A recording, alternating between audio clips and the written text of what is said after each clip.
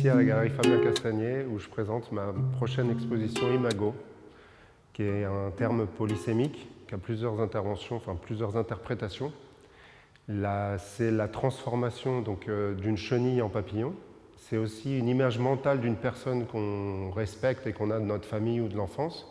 Et c'est aussi une forme de résilience. Et dans l'époque qu'on traverse actuellement, c'est une période assez particulière. Et donc j'ai voulu interroger justement, savoir notre rapport au monde et comment aller bien dans un monde qui va mal.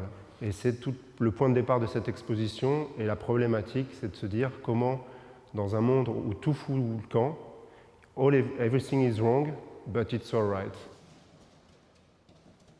On va retrouver sur plusieurs séries cette question d'imago. Et toujours avec le même processus où je viens systématiquement barrer tout ce que j'écris. Donc sur le même point de vue, le même tableau, la même série, on a la thèse, l'antithèse et la synthèse d'un point de vue. Moi d'habitude, en fait, quand je suis en extérieur, je fais toujours un détournement de contexte. Et en intérieur, quand on est dans une galerie, je fais un détournement de matière ou de support. Et donc là, c'est surtout des éléments que j'ai ramenés du Brésil, où je vis depuis 8 ans. Et je questionne cette question sur le rapport à la fête à travers des matériaux et des supports qui viennent du Brésil. Donc il y a beaucoup de décorations de carnaval, parce que j'ai découvert qu'au Brésil, on sait que tout va mal, mais on continue à faire la fête. On sait qu'on va tous mourir, qu'il va y avoir quelque chose d'horrible qui va arriver, un peu à la Balthazar, The writing is on the wall. À Babylone, il mange, il boit, il continue à faire la fête alors qu'il sait que la catastrophe va arriver. Et donc il y a des tissus qu'on retrouve à Bahia, la série sur la guerre, Hate and War, donc c'est Peace and Love inversé. Vamos a la playa, c'est donc une musique, tu vois, dans les années 80, où on a l'impression que c'est super joyeux, la vie est belle, et en fait la bombe nucléaire vient d'exploser, allons tous à la plage, la mer est propre, tous les poissons sont morts, et vamos a la playa. Donc sous un visuel très joyeux, je parle de quelque chose qui est très triste en fait. Et c'est toujours un petit peu ça, c'est le côté oxymore de mon travail.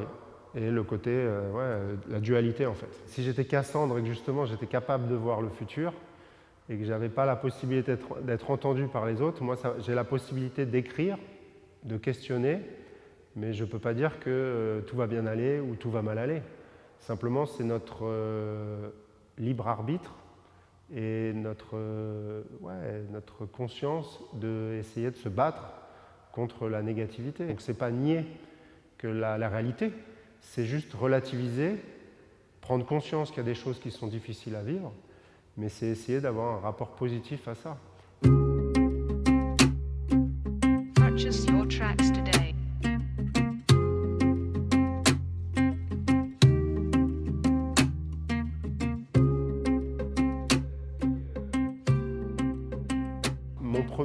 Mon premier lien, en tout cas à l'art, ma première approche, c'était l'art urbain en fait. Parce que l'art classique, ça demandait trop de culture. L'art contemporain, c'était trop élitiste. Et l'art urbain, ça a été ma première accroche et mon premier moyen de pouvoir faire de l'art un petit peu librement. Et donc j'ai expérimenté pas mal de techniques. Et après, j'ai trouvé mon propre langage qui est des mots simples et justement assez pauvres visuellement. Et c'est toute ma recherche, c'est ça, c'est less is more. C'est de dire que finalement l'harmonie, elle n'est pas atteinte, comme dit Saint-Exupéry, quand il n'y a plus rien à rajouter, mais quand il n'y a plus rien à retirer.